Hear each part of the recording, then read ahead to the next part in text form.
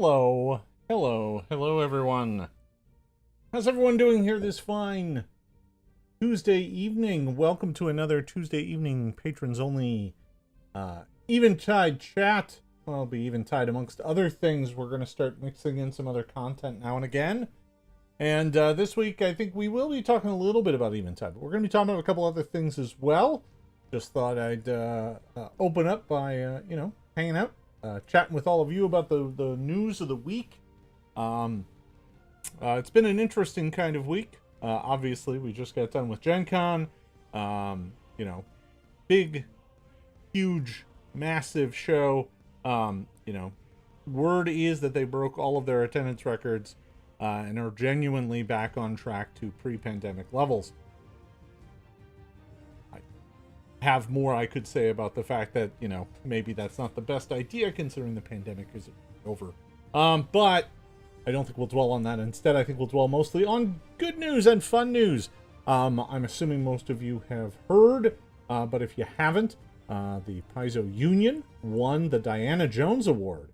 That is a rare and coveted award. It's only awarded to one person, entity, game, thing per year. It's a big party that happens the day before GenCon kicks off. It's a strange award. It's an award that's just given to something that's notable for the year. It's the person of the year, thing of the year award for the games industry, kind of decided upon by folks in the industry who decide what is the most worthy thing. This year the Paizo Union won, which is fantastic if you didn't hear that news. The Diana Jones Award has a very long history. It is so named. Interesting tidbit if you don't know it. The trophy is the original trophy is a resin pyramid with scraps of a game in it that got burned, I think. And the game was an Indiana Jones box set. And the only pieces that are still visible and not burned or ripped, I don't remember the exact story of how it got in that condition. But the only parts that are visible, it says Diana Jones. Because Ind is gone. Or In is gone, so it's just Diana Jones. So that's the Diana Jones Award. So that is pretty great. That's good news for the folks in the union. First of its kind in the game industry, the tabletop games industry. So very exciting. I'm very proud of my fellow coworkers who made that happen. I didn't. I'm a middle manager at Paizo, so I'm neither in the union nor was I part of the negotiations. But I made it clear to my superiors that I thought supporting the union was the right call, and that fighting them was just not worth it, and in fact kind of antithetical to what Paizo believes in anyway. So it's been been a lot of work, but I'm glad to see that it finally happened. Other big news that came out of GenCon. Obviously, there's some big announcements, and I'm not going to make this all about Paizo stuff, but there's a little bit in there. Pathfinder Quest, we're moving the crowdfunder for that from September to spring of next year to give ourselves more time to do it. That's big news. There were a number of new announcements about upcoming adventure paths and stuff like that. Nothing on that on my front. I have some more stuff in the works, but I can't talk about any of it yet. There's actually a lot of really exciting news that came out of GenCon for me, but I can't speak about it at all just yet. So we have to wait on that. Of course, the GenCon, one of the other big events at GenCon is the ENnie Awards. That's always exciting and a good time. We were up for 2 ENnies, technically 3, if you count fan favorite publisher. But we were up for 3 ENnies. We did not win publisher, but we did get a silver and a gold in the 2 categories we were nominated in, which is pretty great.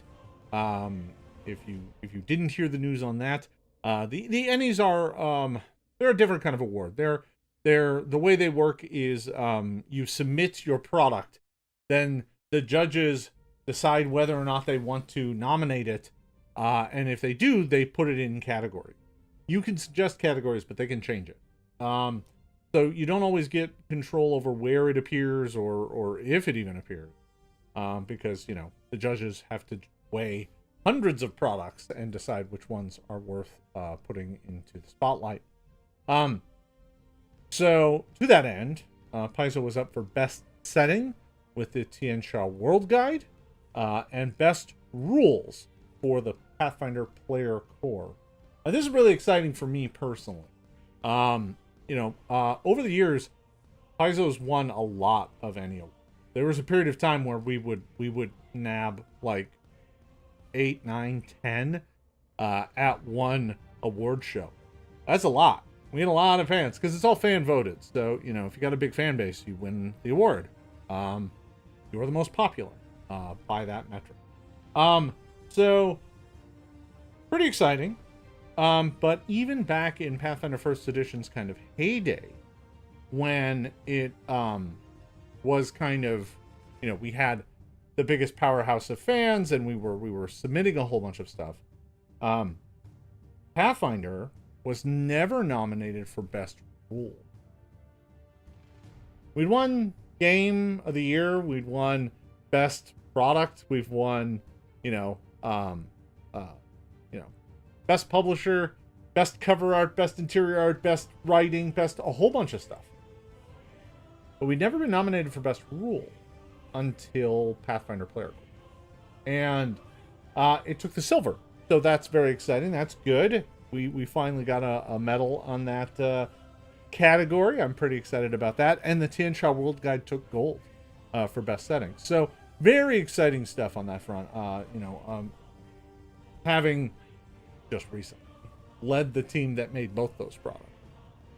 Really proud of the folks who made those, right? I had my hand in more in player core than in Tian Sha. I did approvals on it, kind of guided it, but mostly that product was kind of underway when the rules and lore team kind of joined up, because we didn't always have the Lost Omens. So yeah. So it is kind of like the SAG Awards, right? Yeah, you have to put up a thing. They don't just pick whatever things they want to do. You have to send it, right? So last year, I think I sent Hopefinder, but I didn't get them, which is fine. It happened. So yeah, pretty exciting stuff. There's a lot of things from the show. Obviously I wasn't there, but I kept a list of all the things from the show that I am interested in grabbing and picking up some award winners in other categories. Things like that I want to grab and check out. So I'm going to be ordering a bunch of those and checking out those. Not being at the show meant that I couldn't run around and grab things right away. So for some of these things, I'll have to wait because a few of them sold out and are now in back order. But that's okay. I can wait. I'm still, unpacking this place. So I don't necessarily need another crate of books to put away. At least not right away. Soon, though. I got that itch. Right. So, yeah. That's all pretty good stuff. I definitely want to pick up the, I think it's Cthulhu by Gaslight, which is the kind of Gaslight supplement for Call of Cthulhu. I definitely want to grab that. What is it? Shadow Dark, which is such a ridiculous name. But they're the ones who won 4 best rules this year. They got the gold, so I want to check them out. They're pretty rules light, kind of old school RPG. So definitely looking to check that out. A handful of other things. Eat the Reich. I definitely want to grab. It was on my list of things to nab, but I hadn't gotten a copy yet. I suspect it'll be harder to get now. It's like, to some extent, not quite the same, but it's like when a game suddenly wins Spiel des Jahres and all of a sudden you can't find it because everybody's like, oh, it won Spiel, I should pick that up. If they were fence sitting on it, winning Spiel is a good way to get people off that fence and get them to pick up it. So the Ennies have a similar effect. It's not quite the same, but from what I understand, folks are pretty excited about Goblin Firework Fight and Elemental Stones at the show, in addition to all of our other offerings. So Yeah, good times. Good show all around. We got a lot of good reports out of it from that I heard. From my perch, doing Overwatch. But yeah, so there's that. I think that's probably about all we need to say about that. I look forward to 1 year going back. Here's hope. So what else is going on? Yeah, so today I may have dropped a little thing called Fine. If folks haven't seen the trailer, I'm gonna go ahead and run it. It's really short, like 15 seconds. So I'm gonna go ahead and bring in the trailer. Right. Let's media.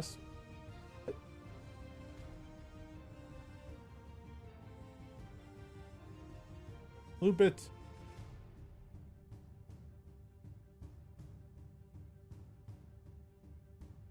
So, all right. This does have sounds, so, well.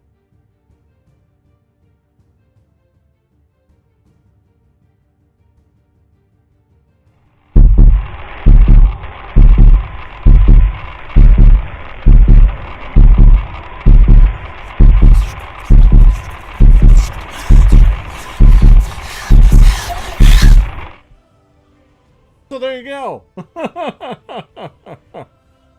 I don't know how loud that was. It peaked all of my things red. I hope that wasn't screamingly loud. It was audio balanced for YouTube, so I have no idea how loud that actually was. But I am very excited to get Hellfinder underway. This is something I've been tinkering with for quite some time now. And I've been meaning to do another finder, another hack of Pathfinder since, frankly, Hopefinder did great. I'm really happy with how Hopefinder did. I'm hoping that Hellfinder is even bigger. I haven't said an awful lot about it, and I'm not going to give a mountain of spoilers right at the moment.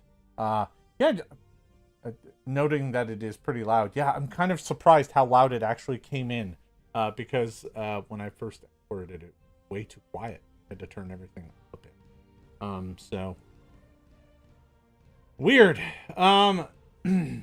Anyway. So where was I saying? Yeah, Hellfinder. So boy, how to talk about this without giving anything. That's the trick. So I'll talk about this in a meta perspective for the most part. I'm doing something a little different with this. It's not just here's some rules for a game, play it. It's kind of intrinsically tied to a narrative, and basically, if you want to enjoy it and experience it, you have to do it through that narrative. And I think it's the sort of thing that you could play multiple times. You could play different settings or sessions, but there's some aspects of it that really only you get to experience one. And to that end, right, the thing of note is that the game's setting and rules are revealed over time. You don't get to know them all at first. So there will be, content warnings and discussion of what sort of content you might find in Hellfinder, but you won't actually fully know, and neither will your operator, your handler, your GM. They will not know what it's all about quite either. They might have a slightly better picture, but not by much. So to that end, it's going to include, some adventure content that is kind of pivotal to the story, and then leave plenty of spaces for the GM to invent their own. So yeah, and on the player side of thing, I've built a system that basically uses it's a mostly classless. Well, it is a classless system that instead of just buying, hey, you get a feat at this level or whatever, you just accumulate points that you can spend to enhance your ability, right? So you build your character over time, and once you have spent so and so many points, you technically go up a level. Your level is a band of points, so you get your numerical bonuses. But what you spend those points on is kind of up to you. And there is, it's kind of, it has the law of diminishing returns, so that once you push something so and so high, it becomes more expensive to push it higher and higher. For example, buying a skill requires you to spend a number of points equal to the bonus that you are going to. So to buy the first level of a skill, for skills it's that number halved. So you need to spend 1, 2, 3, 4, right, to get all the way up to legendary. But 4 points may not sound like a lot, but 4 points can also buy you, feet and other things like that. So, there are things like that built into the system, and it's basically a point buy advancement. So it does have that going for it, but it'll use most of the kind of, as a hack of P2, it'll be using a lot of the same kind of mechanics that P2 features.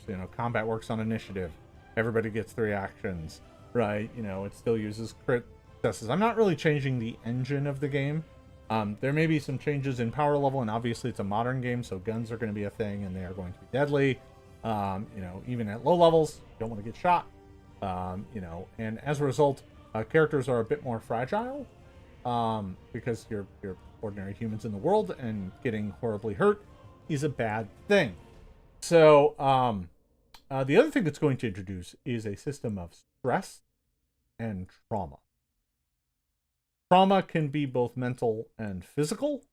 You can get physical trauma from being wounded, and that is, how your hit points come off. You can hit thresholds or take so much damage at one time where you get wounded, and take some sort of physical trauma. And then, of course, your stress, can cause you to break and crack over time if you are put under too much stress. And if you take too much stress at once, or are left at an incredibly stressful plateau for too long, you can get mental trauma as well. So I'm going to be really careful with this. I think, frankly, one thing for those of you who like horror games, the industry standard tends to be Call of Cthulhu. There's some others that I think are very good and do horror right. 10 Candles, I think, does a great job. Red is fantastic. There's a bunch. But Call of Cthulhu, one thing that's always kind of rubbed me wrong, especially recently, just how sanity is a bunch of points and you can just go insane. Not kind of how real life works, right? I mean, you can be perfectly fine but still be suffering from long-term traumas, and I want to kind of find a way to emulate that, while also obviously being respectful for people who have trauma and both physical and mental. So it's a delicate line to walk. I'm excited to kind of explore it with all of you, but yeah, I really kind of don't want to give away much else. There's a couple things that I think are worth noting. Yes, there are people who have noticed the Morse code down at the bottom. Yeah, that's a thing. I don't think I've maybe seen one person out there who's figured out what it's about.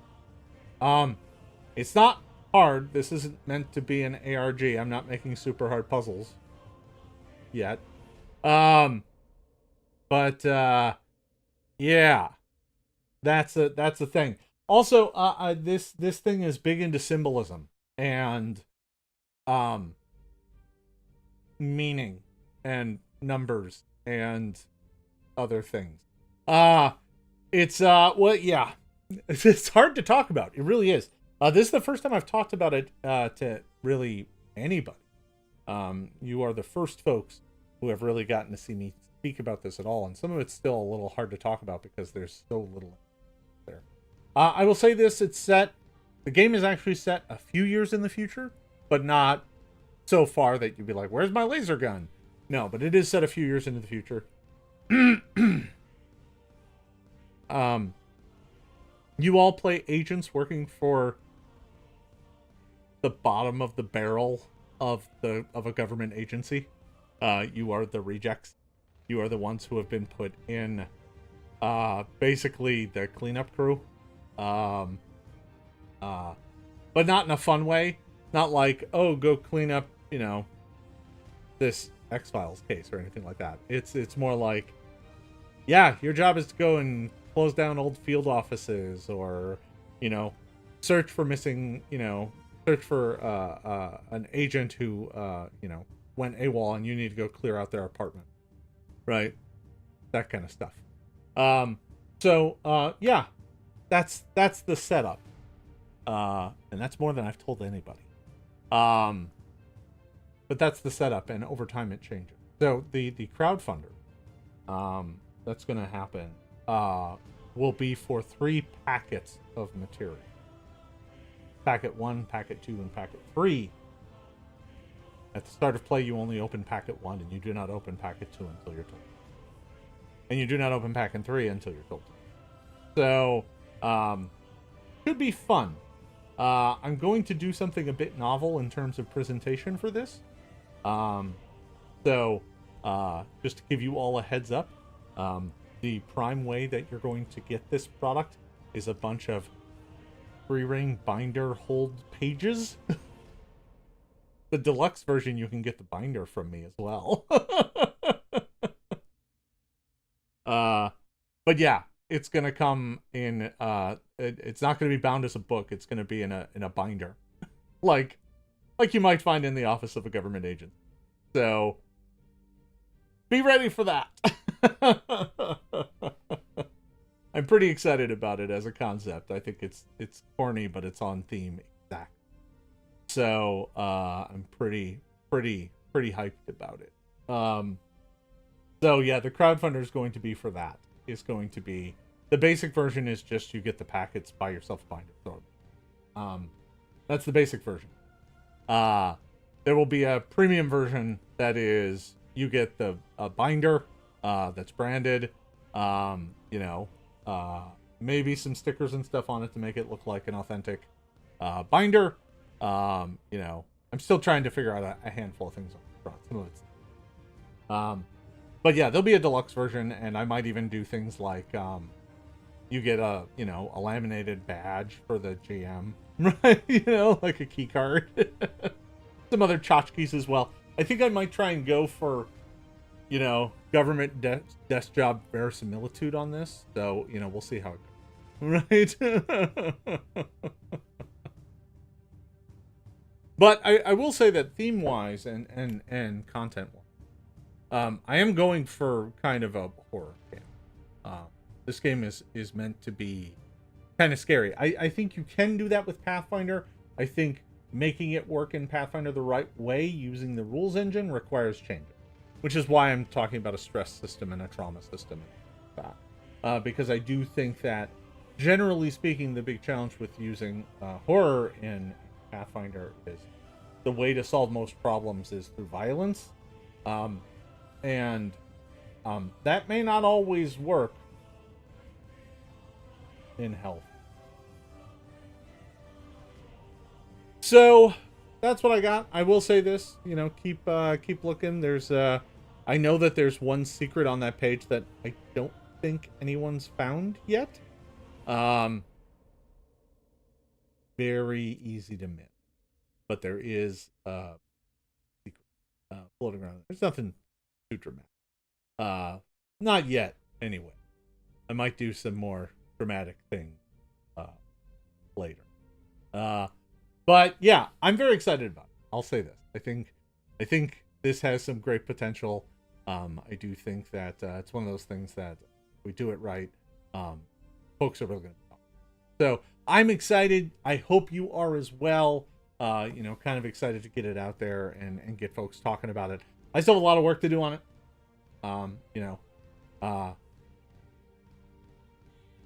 So, okay, yeah, no, translating the Morse code is one aspect of it. That's definitely a thing, but it's not the thing I'm thinking of. I realized I could do some things with their site and do some tricky stuff. So,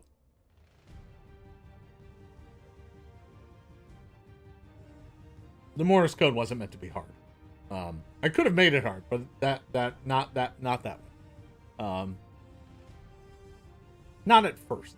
I might make some of the later ones hard, but I don't like, honestly, folks. I'll be totally square with you on this.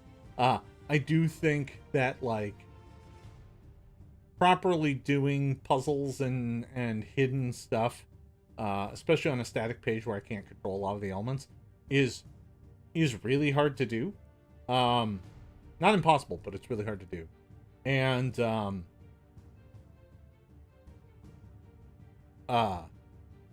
the internet is so good at figuring out these sorts of things that, to some extent, it honestly doesn't matter how clever I am. The internet, when it brings its mind to bear on a thing, will solve things within hours at most. I find that most puzzles can't be if they're that hard, then they're probably beyond my ability. So, well, I'm glad folks are excited for that. Expect more. Maybe not for a little bit, though. These things come in a pace and a rhythm. It's all about pace and rhythm. Yeah. So there we go. As of this moment, let's see here. I'm excited to build up some buzz for this. As of right now, we are at 86. Pretty exciting. Closing in on 100 already. That's great. By comparison, by the way, here,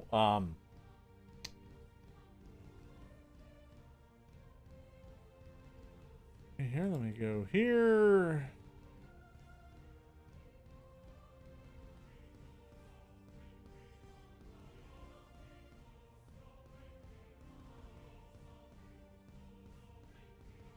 So, Hellfinder did not crack 700. It had 694. My goal is for this one to be bigger. I think Hellfinder did great. I'm really happy with how Hellfinder did. Getting, 700 people copies of the game in one way, shape, or form or another. Pretty cool. Very excited about that. But I am hoping to make this one a bit bigger. I got one other thing to tell all of you.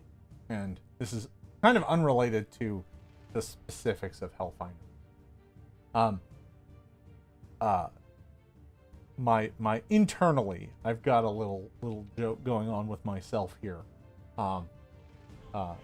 These two games are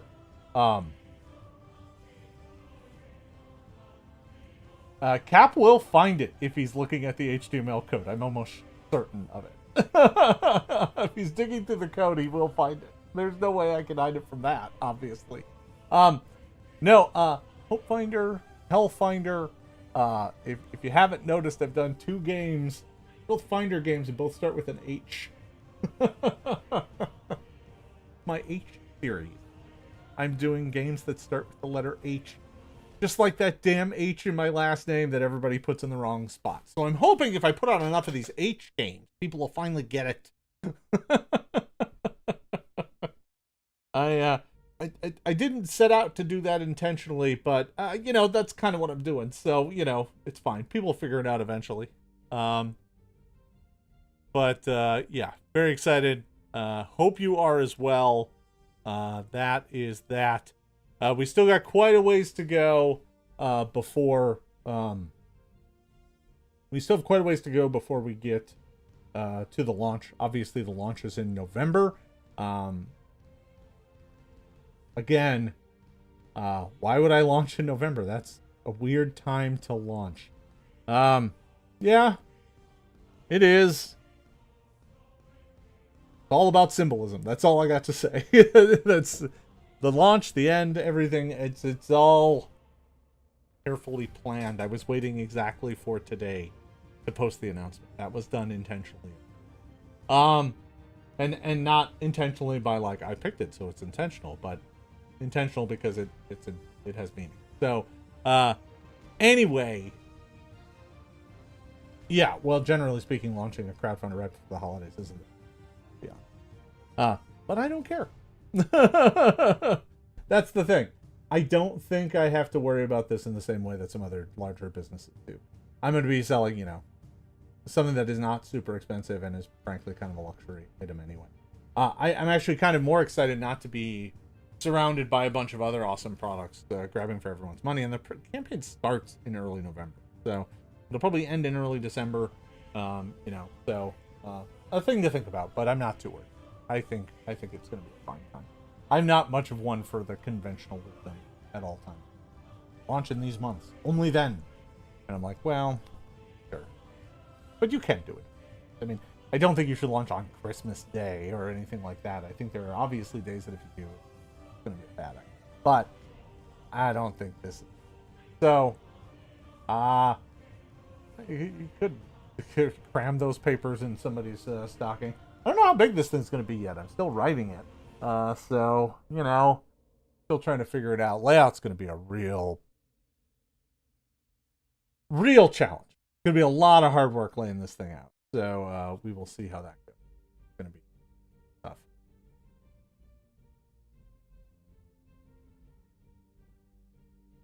All right. So, there is that. Thought I'll got to chat about on that. Might chat about it a little bit at the start of the my Twitch stream here in a bit. So let's circle around to Eventide. Obviously, Eventide is still happening. It's still going on. I am putting in work on Adventure 3, and I'm still working on revising Adventure 2. I got a lot of stuff cramming their way through the gates right now, but this is a thing that is coming along. And I'm pretty excited about it. My game group is we're still trying to sort out when we're going to restart the campaign. Probably won't be for a few weeks still, which is good because I have a big piece of freelance I need to get wrapped up here in the next few weeks. Coming along nicely. I just need to finish for a thing that hasn't been announced yet. Another thing hasn't been announced yet. I like these things that haven't been announced yet. Boy, there's so much of that going on right now. It's not even funny. Yeah.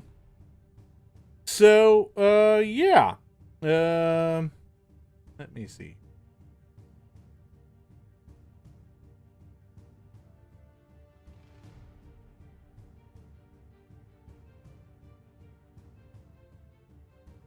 Actually...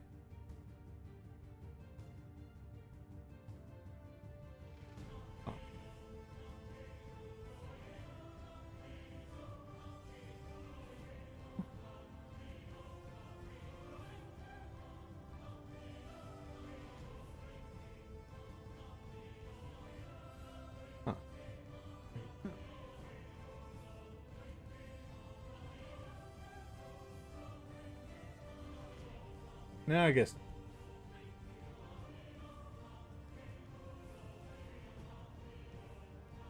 Maybe. Maybe Appleby. Okay. No one had said anything about it, so I wasn't sure if anybody found it. As it turns out, you can attach a link to one character, which makes it almost impossible. Like it's pretty faint down there.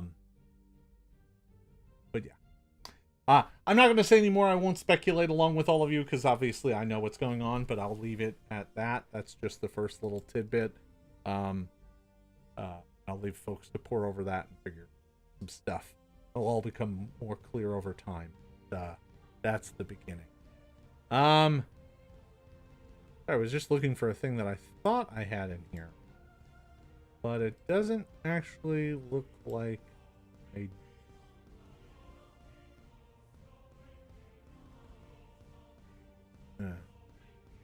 all right.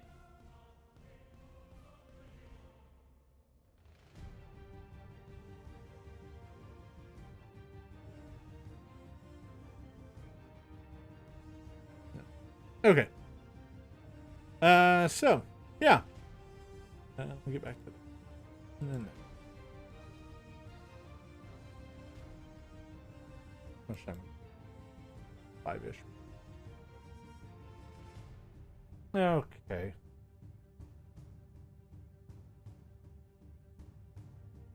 So last week we were doing some work on part 3.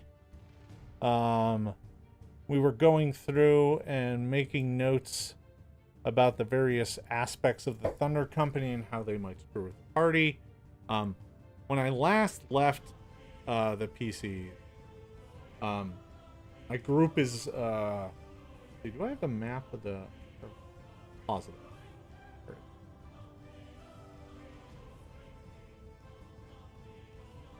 Come here.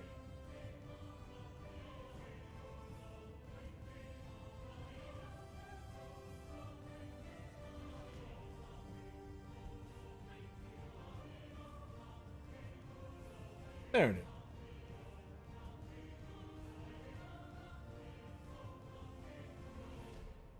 So, part 3, the journey takes the PCs from Wormbone to Red Thistle.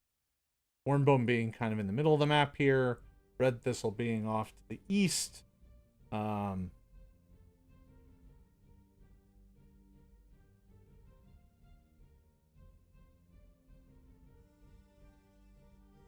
So yeah, it kind of goes there. From Wormbone to Red Thistle. And my group, when they left off, had just gotten done with the this large open clearing here where the two rivers meet. And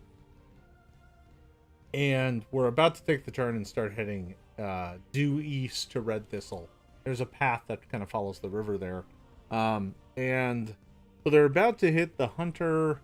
I've got an upcoming encounter with a hunter who is mysterious woodsman type, who is suspicious, right? They're kind of grizzled, smells like an old dog, constantly looking up at the sky, trying to get a good view of the moon, likes his meat raw, is very hairy, basically has all the signs of like, do we have a lycanthrope in the camp? Is this a werewolf? And in reality, he is hunting some, and he is just a hunter of them. And should lead to an interesting encounter where you have to deal with this hunter. It's another character you get to meet. The hunter was also screwed over by the Thunder Company in some way. That's the encounter I'm developing right now. Should be a lot of fun. In fact, as an encounter and a setup and everything that follows it, it'll probably be most of our first session. So they have to start by going to an old elven gate, because we're getting to the part of the woods where the old elven stuff is. Because remember, Wormbone was founded on a town called Ilsanvenir. It was an old elven town. This entire wooded area was controlled by elves, and there were like an elven spa and other settlements floating around in here, some of which are gone, some of which are hidden, some of which have fallen to corruption. Yeah, so there's a bunch of that. So I'm in the process of setting that up.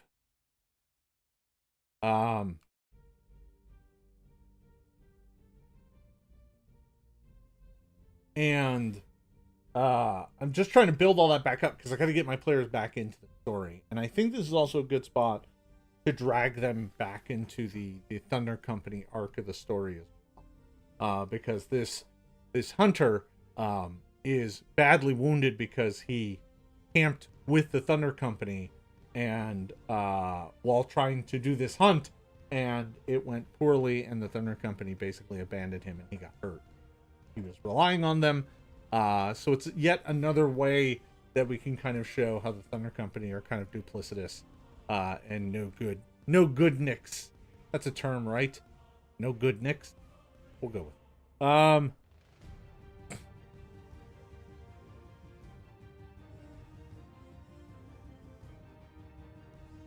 Did I make it that?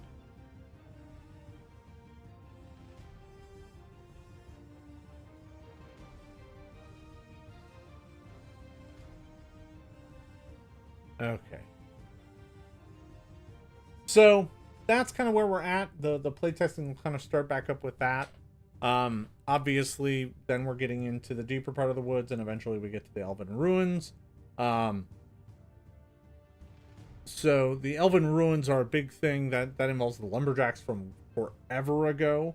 At the very beginning of part... It was back in part 1, when the players go and shop for some gear.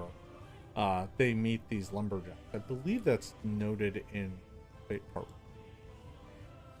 1. I don't want to go back and... Pretty sure. Like in the interlude.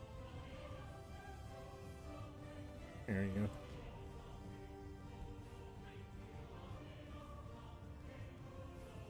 Hold on. Hello. Really complicated. Okay. Open this. Okay.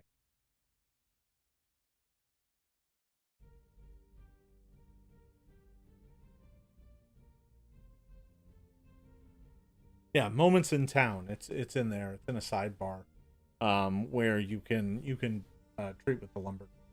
Those lumberjacks come back. They're off trying to find gemwood, which, if you recall, gemwood is the near mythical trees that grow in the gemwood.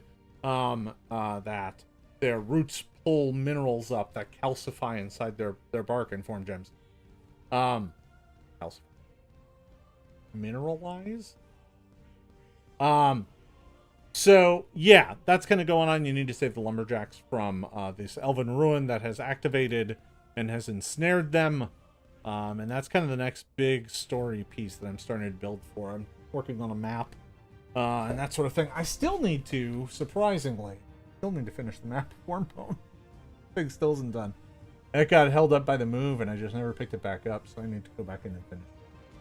There's so much to do. So much to do. My laundry list of things to do is ever growing. I shall continue to endeavor to knock it out. I think that's all I have for everybody here tonight. I want to thank you for hanging out. Sorry we got a bit of rambly here at the end. But I felt it was good to chat about GenCon, talk about that a little bit, and kind of talk a little bit about the news of the day, which is Hellfinder. If you haven't followed that project, I'm going to wager you. But if you haven't, I'm going to go ahead and drop a link in the chat here, just for folks who maybe are catching this later. I grab that.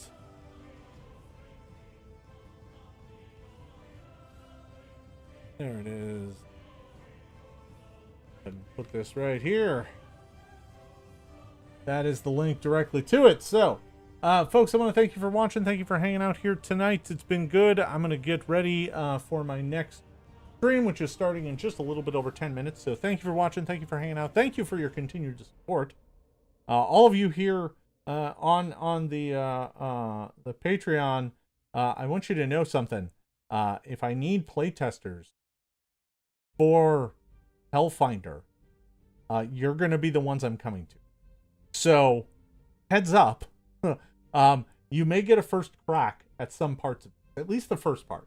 I may save the other parts for later, but I may want to test out some assumptions and some elements of the game early, and I may do that with some playtest adventures. So, yeah, there's my last bit of bombshell news. Patrons, you may get first crack at finding your way to hell. Thanks for watching, everybody. See you.